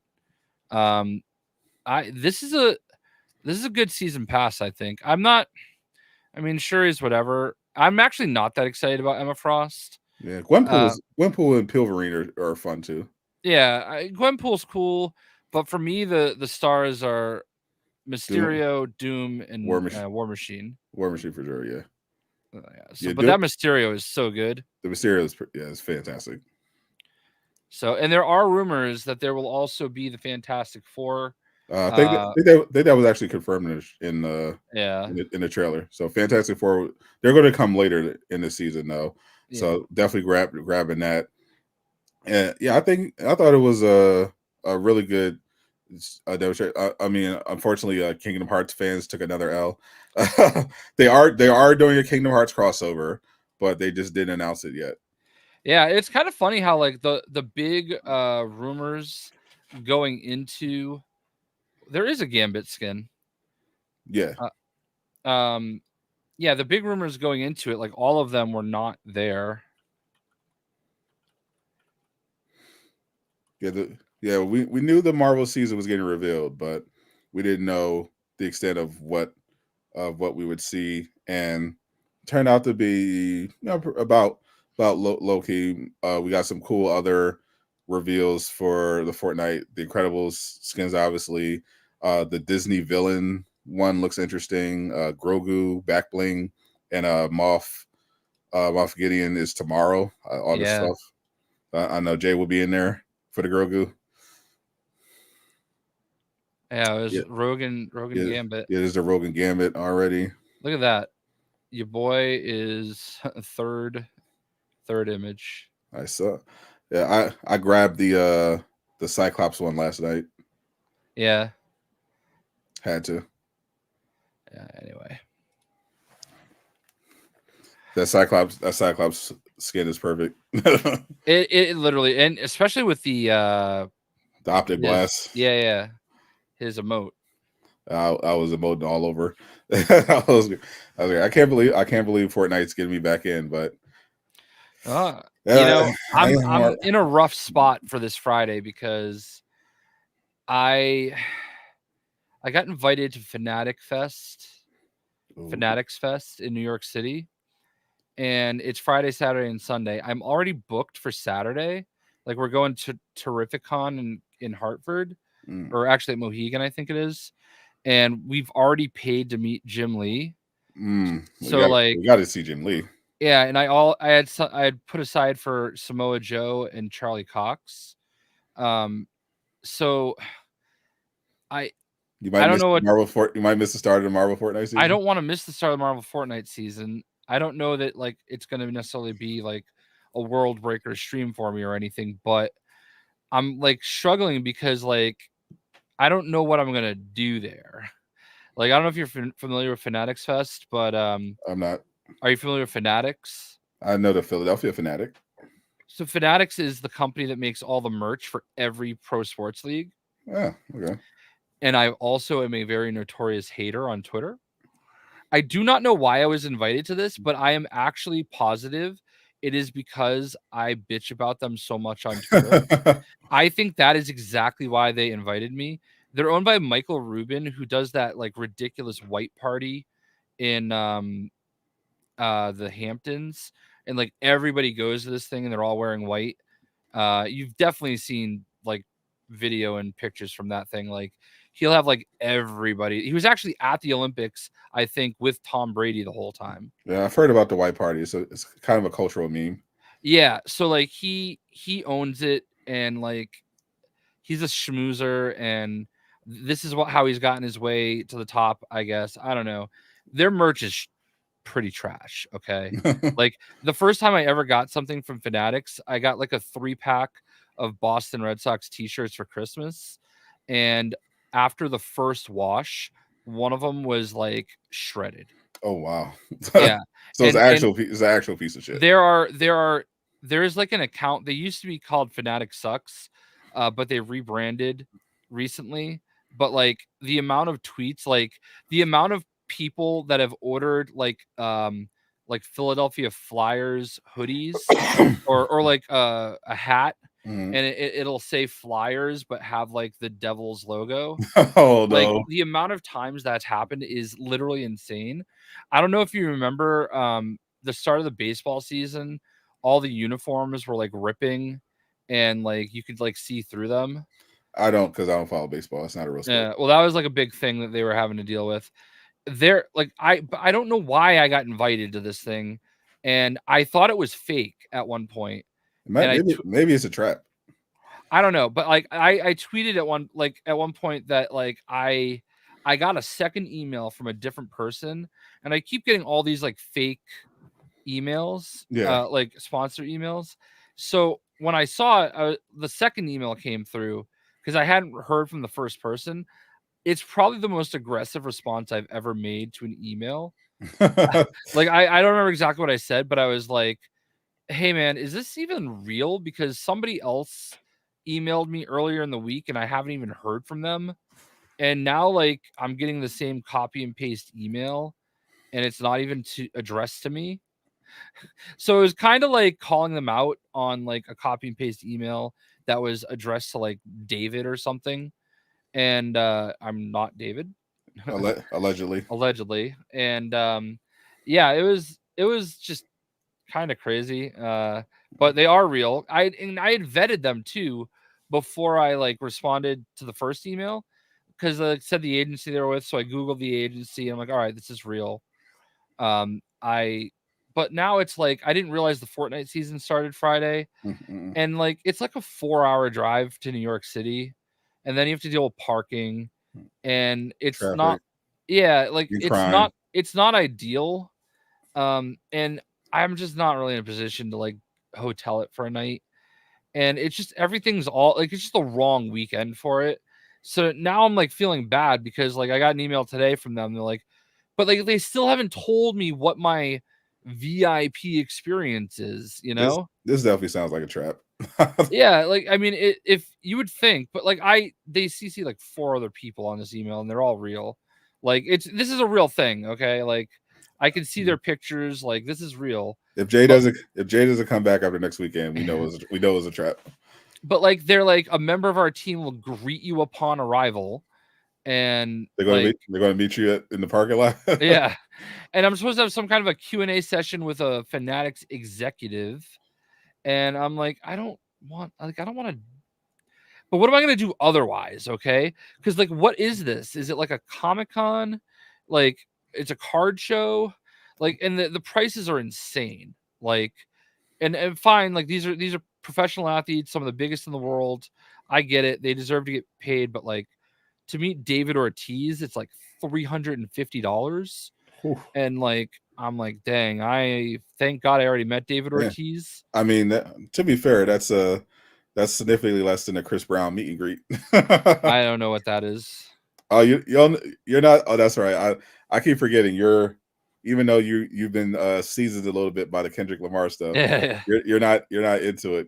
Yeah, Chris Brown does these big meet and greets. You go to a show, you get to meet him backstage, and it's usually a lot of women, and they pay about, because he's Chris Brown, and they pay about $1,500 to go backstage, meet him, and take pictures where they're like back in, like throwing ass or he picks them up. Like he does, and it became a meme because like it's like girls with boyfriends or husbands will go and they'll see the pictures and get fucking mad as hell. I get that. That's fine because like I've paid for that before for Seven Dust. Like they have like a VIP, you get a meet and greet, you get to watch sound check and stuff like that. I mean, obviously there's no ass shaking with LeJean, you know, but the violence is extra. Yeah. But like, yeah, no, I mean I get that, but like I don't know, man. Like I'm tight on cash, you know. I'm trying to sort some things out, and the money bags meme always like it is like so far from reality. He likes to dream, but yeah, money be money. And I just paid my mortgage like the other day. Nice. It was not nice. I had to give him it's $1,000. I wish my mortgage was $1,000. My mortgage is almost $1,800. And I'm not even mad about it because like we've got a nice house, nice neighborhood. My house has like doubled in value since I bought it, which is crazy. Oh yeah. I bought for $224. The Z estimate right now is like almost $450. I'm definitely I definitely prefer when my mortgage was like $800. But I wish, but like but I'm just trying to get the racks that I need to just buy the whole thing out, so I don't need any more mortgage payments. Well, my problem right now is that I can't refinance. Like, my interest rate is 3.25. Like the starting point on interest rates right now is like 7. But then I have to live in Tulsa. What is there to do in Tulsa? Yeah, Tulsa. That's Oklahoma, right? yeah. Don't they have that's not even like Thunder territory, is it? Don't they? Is that Josh Giddey territory? He got before he got traded. Where do they have tornadoes there? Oh, I'm sure. I'm pretty sure Twister was filmed there. I think it actually might have been filmed in Tulsa in the sequel. Yeah. I'm gonna pass.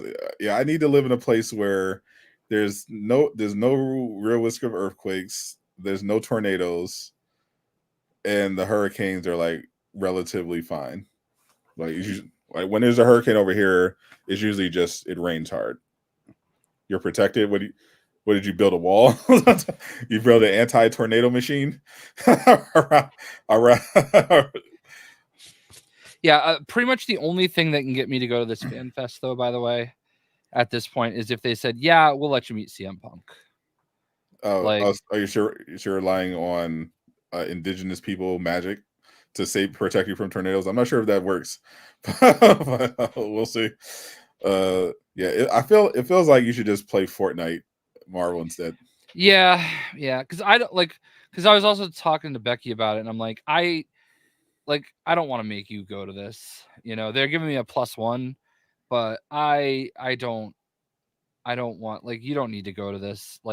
You're going back to school in 2 weeks. Yeah. And we're not unless we stay overnight, not really it's not really worth it, and we're not, by the time this is over, we're gonna both not want to walk around New York City. Plus we've been to New York City 4 times, so it's not even that exciting anymore. Yeah. High Ruler is still on that high of oh yeah, New York City, it's amazing. Yeah, I live there. The magic is gone. Yeah. Oh, it's actually funny. It's funny because I was looking through my memories, and apparently 13 years ago today is when I saw Jay-Z and Justin Timberlake at Fenway Park. You didn't deserve it. Apparently I have a video of them playing that that New York song. New York. Yeah, that one. That's exactly it. Concrete jungle where dreams are made of. Yeah, that one. Shout out to my no longer future wife, Alicia Keys. Former future wife.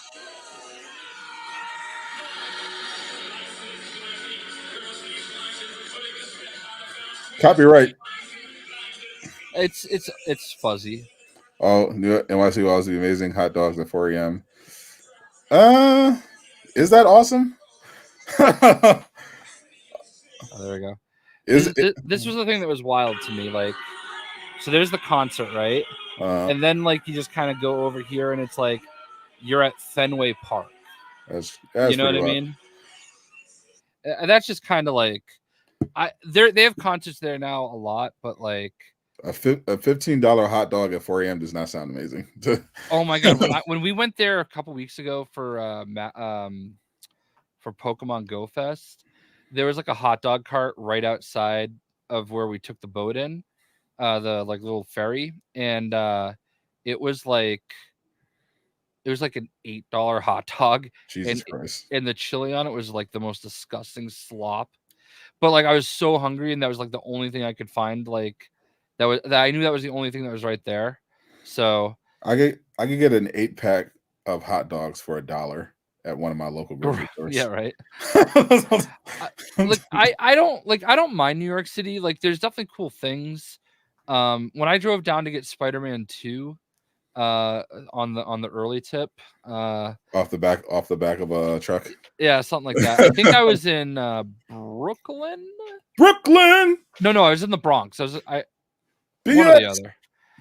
So you have to decide one or the other. It's very important. Wherever Fordham is, Fordham University, whichever borough that's in.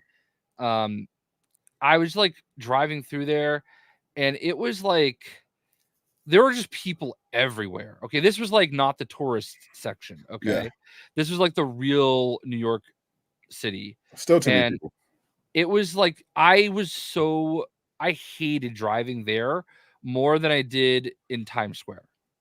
Like there were just like people walking everywhere, and they knew where they were going. Like, you know what I mean? That's the Bronx. Okay. Yeah. So it was the Bronx. So like, that's the problem. Like they were naturally there. So they knew what they were doing. They knew when they could go, they knew what they could like, and it was just the worst. Like, cause like, there's just people everywhere. And I'm like, I don't want to hit you, you know? And the traffic was intense. Yeah. It was crazy. Yeah, I unfortunately never had the misfortune of driving in New York. I was always walking around or taking public transit, but Like it's even just walking around. I just didn't like it. like we drove around a little bit after the Pokemon thing because there was other quests to do and everything. And last year, my brother and I did it. We drove around and like I like literally parked outside of the Nintendo store. Yeah. And but like also that was like a day that uh I want to say like Zelda came out or something. Mhm. Like whatever it was, there was one big Nintendo game that came out that day, and we were not going to the Nintendo store. Like Well, the line was literally around the block. mm. But we kind of drove around, and I don't know. It's kind of cool driving in that section, but like the people are still crazy. Sure. I actually did see someone get run over in New York when Oh God. I was there. We were walking towards Times Square, and of course it was always the usual traffic, but all of a sudden I just heard someone screaming, and I'm like, well, it's New York, people scream. But it was like coming from near me, and I looked over, I just see this guy lying on the ground, and I'm like, why is he just chilling on the street like he's holding up traffic? And then I look around. The reason why he's lying on the ground, like not getting up from where he is, holding up traffic, is because there's literally a car on top of him, on top of his leg. Is that the Elgato green screen? It is the Elgato greasing. I've had it Oh, for a while, actually. how did that fall? I don't know. I don't. I'm gonna be honest. I have one. They sent one to me, and I don't use it. It's a good green screen in terms of quality. Yeah. I never liked green screens. Anyway, so I walked like it. Keep in mind, this is like mid-December. Okay, so it's freezing cold out. I walked 4 blocks in New York City at like 3 a.m. to this bodega in just a t-shirt, shorts, and sandals, and like there are just people everywhere. Oh, you got the Neo, nice. This was throwing the green screen off balance. Oh, gotcha. Let me tell you what I just got from Elgato since we're doing the sponsor thing. All right. Might as well. All right. So I use the Wave DX for my microphone. All right. And I also have, as you can see, the Elgato Stream Deck Plus. So they just came out with something where it combines the XLR and the Stream Deck Plus. I used to use this for my XLR, but now I connected it to my Stream Deck Plus, and I only have one device. So They also just sent me the Facecam Neo. oh, nice. I haven't set it up yet. I was going to do it on a stream, but just as a last minute because my camera was messing up. But I couldn't get it to actually show my face, so I just switched right back and was like, well, I'll figure out later. The only thing that I don't have from the Neo line is the capture card. I have the capture card. The only thing I don't have is the mic. Yeah, I have the mic because what I was gonna do is I was gonna make a little kit, where I had the mic, the camera, and the light, and when I go on the road, I would have it with me. #spawn. Yeah. So anyway, walking 5 blocks in New York City in shorts and sandals in winter. Do not advise. Came back with 5 Gatorades, drank 2 of them, left the other 3 for the hotel workers. Now, Gatorade at 4 a.m. is elite. I don't know what nonsense he was talking about. New York hot dog at 4 a.m. But a Gatorade in the middle of the night, Gatorade and a breakfast sandwich when you just coming back from partying, that's a good one. That is a good one. That's a good combo. Hot dog, yeah. I do it out. My go-to snack when I was partying when I was going to New York, funny enough, in New York in college when we come back from parties, I'd hit up the convenience store. I grab a Gatorade, a breakfast sandwich, and the Hershey's cookies and cream chocolate bar. Elite. Absolutely elite. Highly recommend. And It's kind of if I could get a Wawa too, if I could find a Wawa this is when I was partying in Philly. Yeah. Which is probably the best place in terms of getting a food that's cheap. If you find a Wawa, they have these unbelievable stuffed pretzels. Like they're hot and ready stuffed pretzels, and they have different fillings. They have the best ones are the jalapeno and the normal cream cheese. I remember we went to a Wawa in the Philly area, and I think their sweet tea is they have like really famous sweet tea. Mm-hmm. Yep. Yeah, I remember that. Yeah, they have. Yeah, Wawa's really good. They have like real food now. They have pizzas, more real food now. They have pizzas and burgers now. I'd be seeing the commercials all the time. Yeah, I don't know. They got Wawa in Jacksonville, Florida now. I remember the last time I was in Jacksonville, we saw the Wawa. Wawa's expanding. When my dad died. Love to see it. Hate the tragedy. Love I kind of like love the Wawa expanding. Yeah, we need a Wawa in every state. Went dark there. I just remembered as I was telling the story. That's why I was there. Yeah. Tragedy has a way of sneaking up on you. Yeah. Just had the regular Elgato HD60S, the Wave mic, and the first Elgato face cam. Yeah, those are fine. Like you don't really like good. The whole point of Neo. To talk about the sponsor, the whole point of Neo is just to give some really good entry point stuff. Yeah, especially in terms of price. Especially you're trying to start up some content creation, or you're doing some remote stuff at work, and you need to do Zoom calls. You just get some cheap Elgato equipment.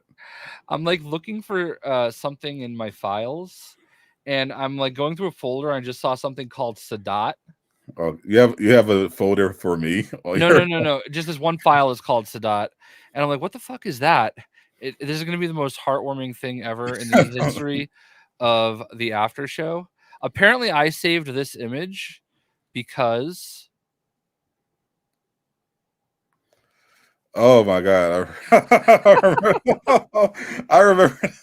So I remember you tagging me in this. Yeah. So.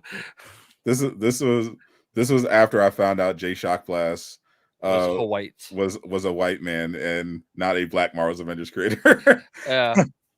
I was Sports Center just tweeted like something that Jason Tatum like reposted on Instagram. Somebody saying we will avenge Jason Tatum. I don't know what that's supposed to mean, but all my Jay Shockblast files on my computer are in my meme folder.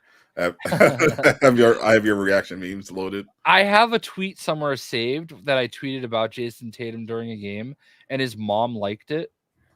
Oh, getting in there with Mama Tatum. Yeah, I have that saved somewhere, but I can't find it. So apparently, it was news to me. I'm gonna use there's a line from that show that I was watching, that Steph Curry show. Adam Pauly is in it. I don't know if you're familiar with him. I heard of Pauly. Yeah, he's been in a lot of stuff. But whoever Steph Curry is, I don't know if it's supposed to be his sister or like basically the premise is her, Steph, and Adam Pauly's character like grew up together, and like she's like I can't remember what the setup. So is this like an actual show, not a reality? I thought it was no, it's a real show. It's not like reality show. Oh. It's corny, but it's interesting. But it's I don't know. But she says something to him, and then insinuates he's white, and he goes, I'm Jewish, and that means I'm not white. I mean, technically true. I wish I could do the whole setup, but it was I kind of LOL'd at it. It was worth it for the voice, and didn't agree. I love the J one. So yeah, it's where the Jewish people occupy a weird space between white and not white. Yeah, I kind of feel like I don't know. I feel like there are people that are like in the Mediterranean area that try to say they're not white, like Greeks and Italy. Maybe they're more olive, but I'm sorry, you're white. Yeah, I feel like You have a legit case of not being white if white supremacists hate you. There's that too. Yeah, because being Jewish is like both a religion and like kind of like an ethnic identity Yeah. as well at the same time.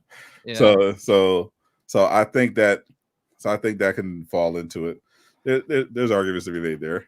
My Discord did create a new J Shock Blast live reaction meme.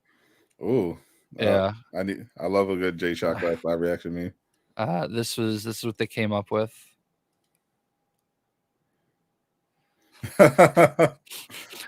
Yeah. I don't remember what I was doing. But now that so I used to have my webcam on like what do you call it? One of these things, the mic arm. And because of my new like mount, I can't set it up. So I've got it on like a table stand and I just move it. But it's also giving me the freedom to like do stuff like this and like show you things. Like there's my computer, there's you, there's my couch with no dogs on it. Oh, And they're all in bed. There's my Ghost of Tsushima flag. There's all my Borderlands stuff. So your dog's not. I mean, it just sounded way sadder than it was. no, they're in bed. Oh, So the doggies. Yeah, no doggies. The only doggy appearance we had was when apparently my wife texted me that Evie knocked over a laundry basket, and that is why she came flying in the room like she saw a ghost. So, did you ever watch the trailer for Rebel Ridge? No, I'm gonna at this point I'm never gonna watch it because I want to just be able to keep reminding people of the black man that Gabe has a huge crush on, who was apparently in that movie, who wants him to play Blade. I think I saw that. I saw your roast of Gabe Lowe. Rebel Ridge. It's a 2024 film too. That was when you were like ignoring my tweets. As I should. What is this? Is it on Netflix? Oh, it's on Netflix. I might actually. There's a chance I might actually watch this. This is the movie that John Boyega exited. I forgot about this. Yeah, this is the guy that Gabe wants the Hulk tour from. John Boyega?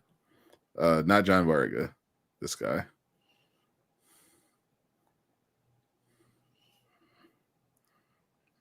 Don Johnson or Aaron Pierre? Is that his name? Yeah. Is that his name? Aaron Pierre? Yes, this dude.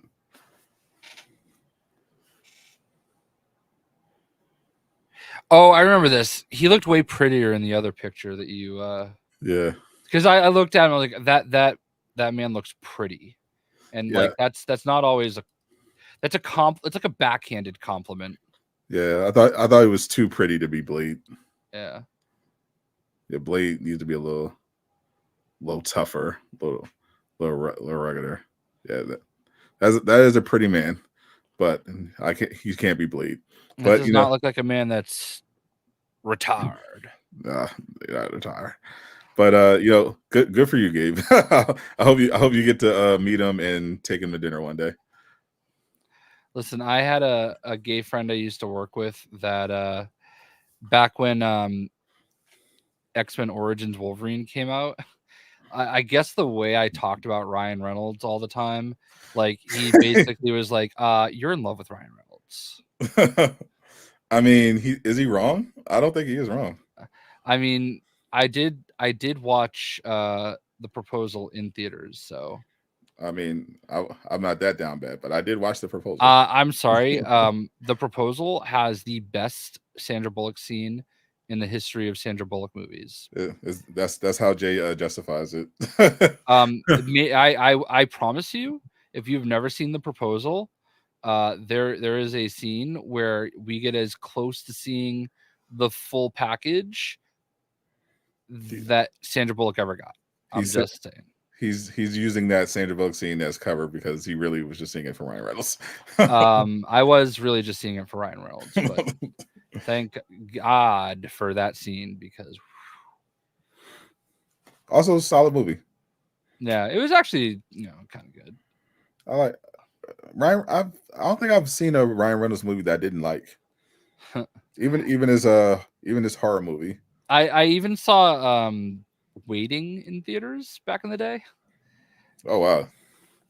We saw that because we liked Dane Cook at the time because that was Dane Cook's like first movie, and he was just a local Boston comedian at the time. One of my biggest regrets, when I was in college, one of my friends happened to see Dane Cook at like just this regular stand-up place that like people would go in and just do shows, and he happened to be there for the not quite an open mic night, but and he like bought his like bootleg CD-ROM or CDR like disc and everything, and he played it for us at and he made a plan the next time that he had a show where everybody took the T in from Worcester, which is like a 40-minute train ride into Boston. And I was working that day. I was like they had like 12 people go, and they all got this big group picture with Dane Cook. And then within like my friend Dave, like more power to him for like being on Dane Cook before anybody knew who he was. But yeah, like within 2 years, he was like a mega star. I remember the Dane Cook era. Never really did it for me. I liked when it came to stand-up comedy. I was more into the Chris Rock, Chappelle, Louis C.K. I'm a Dennis Leary guy. Louis C.K. Pre-cancellation, Bill Burr. But love Bill Burr. I love the comedic actors. Like I like kind of the low key, kind of sad indie stuff. I love the Justin Long, and I had a Zach Braff phase. That's why I watched Garden State, that and Natalie Portman. Yeah, I huge fan of Dennis Leary, who is from Worcester. Always loved Dennis Leary. I think I listened to him a little bit. He's pretty funny. Who was it? Lewis Black. Lewis Black. I got his book. I used to like Lewis Black a lot. I've seen him live twice. I saw Lisa Lampanelli twice. So she retired though. She got big on all those roasts. Yeah, I remember. Yeah, I watched Jesselnick from the roast stuff. Jesselnick, love Jesselnick. I saw him live. He was funny. He was funny live. He used me in his routine. It was good. We saw Chris D'Elia before. Chris D'Elia. D'Elia, yeah. That was a great show. We actually got the VIP for that show because we really liked him. I got into I found out a lot of these comedians because I used to, back when I was working at this terrible warehouse where we were like basically working in an eBay store at IRL. Like we were I would listen. I was desperate to listen to anything to distract me from how tedious it was because we had to stand up all day at our computers.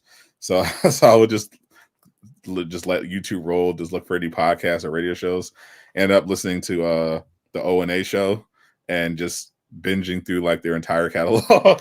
and it had a lot of good comedians on there. So I would learn a lot about comedians through there. It was a great distraction. That's how I found out about Patrice O'Neal. Rest in peace, Patrice. I found out about Patrice O'Neal because he was on The Office. Oh yeah, he had. I remember that cameo in The Office. He was good. Oof, Chris D'Elia. Yeah. He was nice. He didn't touch you inappropriately. No. Yeah, didn't he get removed from that zombie movie? I don't know what happened, but I kind of feel like I don't really feel like his thing was. I feel like he kind of got Azized a little bit. I think. Well, I wouldn't put that to the Aziz thing. The Aziz thing was like someone had went on a date with did some stuff and then felt bad about it afterwards. Whereas I'm pretty sure D'Elia's thing was that he was accused of grooming an underage girl. Yeah, but I feel like it wasn't as bad as it seemed. There was something about it where like I just remember being like, I don't know about this one. Just this was during when everybody was trying to cancel everybody. So I don't know. But you mean now? Well, that's true too. Nah, yeah. When it comes to that, I'm leaning more on the side of, yeah. I'm gonna not side with the D'Elia on that one. I'm gonna play it safe and be like, you're weird. Just call it that. You never finished The Office? I think I've finished The Office at least 30 times. I literally used to fall asleep to The Office.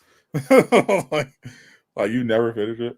I would fall asleep both to the British Office and the good version of The Office. not to say the British version was bad. I did not think the British version was that good. I thought it was a little overrated. I thought it was solid, but the American Office is obviously vastly superior. Yeah, the quality definitely falls off after Steve Carell leaves the show, but I thought it was still good even after that.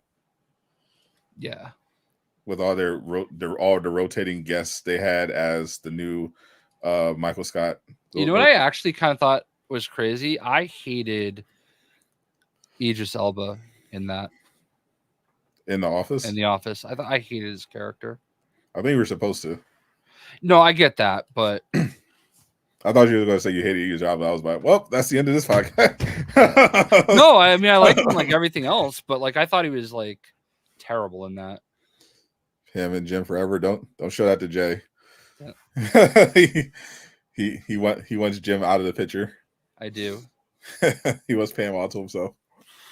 That's accurate. Idris Elba for Blade.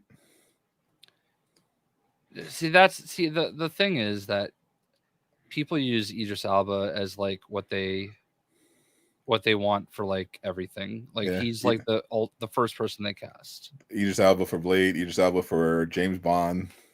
Idris Elba for Superman. Yeah. I understand he is amazing, but Idris Elba for The Little Mermaid. I think I would rather Idris Elba as James Bond than Blade. I'm officially petitioning Michael Jai White for the new Blade. Yeah, I don't know. I like Mahershala Ali, but I want my boy Michael Jai White to get some shine in the MCU. I think he'd do a great Blade. I mean, he's got the voice. He played him in Midnight Suns. Yeah. And obviously we know he can fight. He was I was watching a video of him sparring with John Jones. It's absolutely crazy. Yeah, John Jones said John caught him a couple times. I was like, Jesus Christ. He's 56, by the way. That's crazy. You know he was in Midnight Suns? Yeah, that's Blade. Unfortunately, they gave him some CW material and some of those Abby scenes, but he's a badass. He got the voice. I think Michael Jai White would be amazing as Blade. What are you looking for, Jay? There's like a form I'm filling out. Jay's position. He's filling out a form for a new shipment of money bags. I wish. I've reached that point in the show where it's like I'm zoning out. Oh, perfect. Because I wanted to get back to watching anime. Yeah. Because once we hit like 10 o'clock, that's when in my head I'm like, all right, let's get rolling. 2 hours is like, I think 2 hours solid show. 2 hours is a sweet spot. Yeah. If we have like good stuff going, I'm fine. But we're just at the point where we're like dicking around. Yeah, what? Yeah, I woke up at 7:15. I had to wait for the landscaping to get wrapped up, which he did right at the perfect time. Hmm. Shout out to my landscaper for making my yard complete. Man, I thought when you said that you were doing it yourself. I literally bought because I've been trying to get this done for like months. Like there's this overgrown tree in my backyard, and I ended up buying some equipment on Amazon just so I can do some trimming myself if need be. But he came through and I'm good, and he warned me about the poison ivy, so I'm glad I didn't do it myself. Yeah, I had to mow my whole lawn. Like the rain lately is just me. I will probably have to mow it again by Wednesday. Like it's just Yeah, been crazy lately. But I hadn't mowed because of the dogs. I make sure to mow the backyard at least every week. But I hadn't mowed the front lawn like 2 weeks because of rain, and I like chopped down a bush in my front yard, and I was trying to like get all that. I'm angry at my brother right now. yeah. Jay is He did not help. yeah, Jay is not like us, not like me at least. I pay someone to do all that. I wish I honestly a couple years ago we paid somebody to do one big landscaping beginning of the year, but I'm fine. I actually don't mind mowing the lawn. It's not like fun, but like I don't mind doing it. I do mind doing it. I try. It's all the little stuff I don't like. Like I But, don't like digging out weeds and shit. yeah, definitely. I will never use the weed eater, whatever you call it. I hate, like we got like a big heavy duty one, and I hate it. Like my brother set it up, he didn't put the guard on, so like I'm like, no, that's your job. I'll mow. You do all that shit. Yeah, I'm a stick to paying professionals. The Suicide Squad East Sky is good. Can confirm. I'm all like 2 episodes in. It's okay. I'll pretend you didn't say that. So we'll catch y'all next week. Hopefully Jay doesn't get abducted and human trafficked at this very real sports thing. Like a weed eater, a weed whacker. I don't know. Weed whacker, yeah, that's what it's called.